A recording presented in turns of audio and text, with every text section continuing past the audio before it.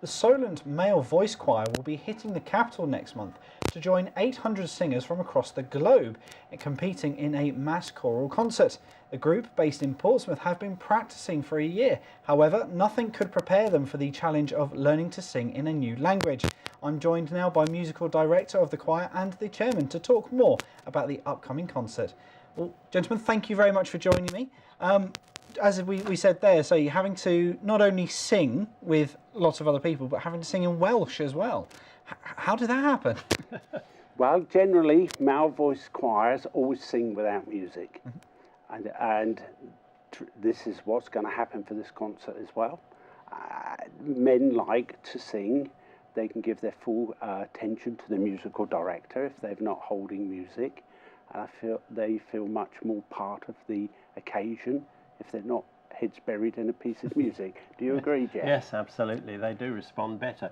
But it's been quite a challenge learning 7 songs in Welsh by heart. But after the second half of the rehearsal every Tuesday night, we enjoy the English songs so we can relax a bit more. So just tell me, what are some of the techniques that you've been using to actually learn the songs? We are very fortunate to have a guy within the choir who wrote it all out phonetically for each of the Welsh songs, which are 8 out of the 17. We've been trying and succeeding. If things are coming to fruition now, in most times it's becoming more pleasurable to sing, even though the struggle's behind us. Right. So we're really getting to the point where we're polishing our performances with a lot of persuasion and encouragement from our friend on my right. And I now have to say, put your books down, gentlemen. And that works. It does work. It's good. I think when we actually get to the Royal Albert Hall, everybody will enjoy the occasion. It's a major step for us as a small choir, but I think it's a challenge. But we will make sure it's good. Excellent. Well, as we learned from a previous guest on the show, as the technical director, you're not just stood at the front waving your arms about. You actually have quite a lot to do with how the piece is sort of delivered. Yeah, well, each piece has a different character. One of the pieces is a setting in Welsh of the Lord's Prayer, for example, whereas another one is the March of the Men of Harlech. Right. So, yes, you have to study the piece and get it over to the men how you want them to perform it. Excellent. And I believe you were telling me earlier that there's actually a special performance, a special song that's been written just for this occasion. Yes, on this occasion, Edward Rhys-Harris, who's the musical director of the London Welsh Male Voice Choir itself, has written this song to sort of celebrate or bring back in memory the Aberfan disaster, which was 50 years ago, which unfortunately was a slag heap that was washed down over a school and cost a great number of children's lives. This is in memory of that occasion, not something anybody would want to really remember, but it's something we will never forget. No. And just tell me a little bit, I mean, what's the atmosphere like in the Royal Albert Hall when, say, you've got all those different voices singing at the same time? I bet it's incredible. Well, I've been to the Albert Hall and listened to my grandson, who is one of many hundreds of school children, but I'm expecting it to be very uplifting.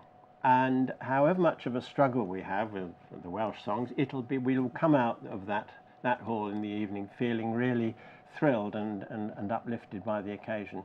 Fantastic. I hope the audience will too. And I mean, something that we spoke about earlier is that, isn't it interesting how somebody's spoken accent can almost sound completely different when they're singing? Is that something you've experienced with the Welsh members of the choir?